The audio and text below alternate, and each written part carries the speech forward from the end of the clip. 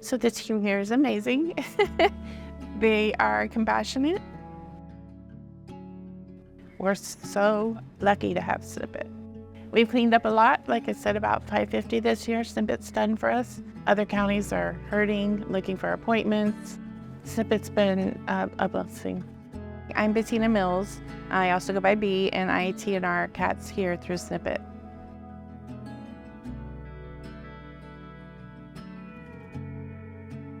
When we grab the cats, get them in that trap, we will line it with newspaper and we'll bring them in here to SNiP-it, and they'll fix the kitties. They'll do a vaccinate, a spay, neuter, and rabies shots. We get a certificate for that and a paper showing that everything is done so we can give to business owners or homeowners that are having problems with HOA or whatever it is.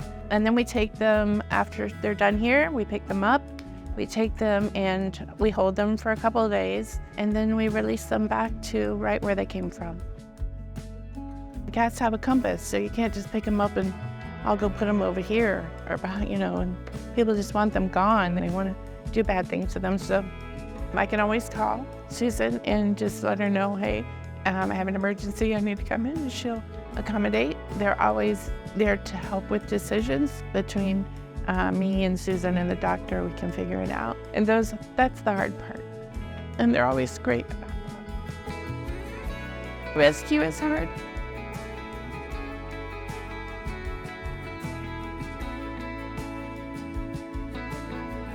The donations are really important. So if you're an animal lover and you want to donate some towels or bleach or just cash, whatever it is, just think of SNiP-it. 550 cats this year is a lot. It's not enough. Because if you leave one cat behind, then that leaves opportunity for another litter. There is a huge pet overpopulation, and not only here in Central Florida, but honestly in all of the country. In Central Florida, they estimate that roughly we have 2 million feral cats, at least in this area.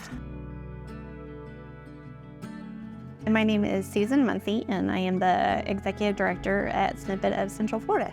SNiP-it is a high-volume, low-cost, high-quality spay-neuter clinic. We provide safe sterilization surgeries to dogs and cats. So one of the hard things for the life of a feral cat is they don't always have someone that takes care of them. They don't always have someone that looks out for them. So most of them are born on the street with their multiple siblings. They're constantly having to look for a food source. They're constantly having to take care of themselves. So it's really sad to see feral kittens in the wild. That's just one of those things that it really pulls at your heartstring, just because they've never known touch. At that point, sometimes it's too late, that they will never become your domestic house cat that wants to be loved and pet on. It's so important for us to try and spay and neuter feral cats so that they don't end up having their kittens on the street, and it's unfortunately a really vicious cycle.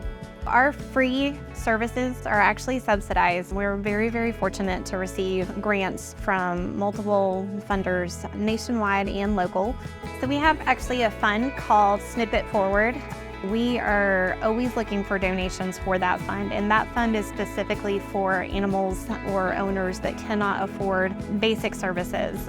All we want as animal lovers is to be able to ensure that every pet has their best chance to lead their best life.